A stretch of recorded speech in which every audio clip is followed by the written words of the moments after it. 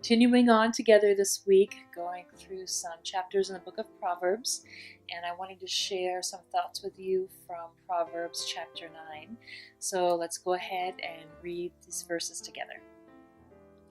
Reference for the eternal, the one true God, is the beginning of wisdom.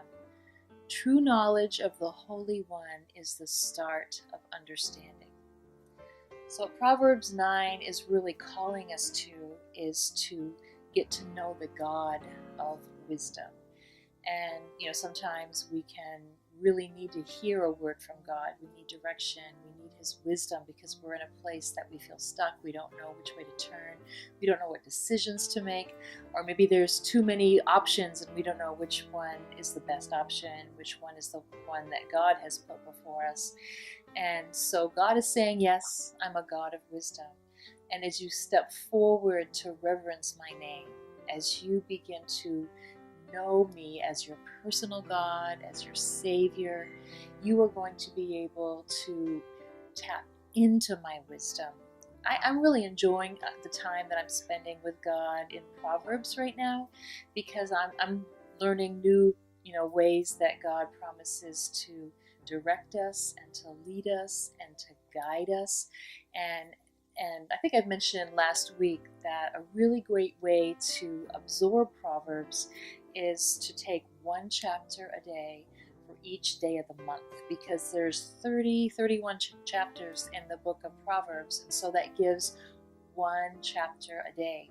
And so as you get to the end of the month and you start a new month, go back to Proverbs 1. And I believe that every time we go back and ask the Holy Spirit for more guidance, we're going to begin to see these pieces come together that God is trying to teach us in Proverbs of how to tap into His wisdom.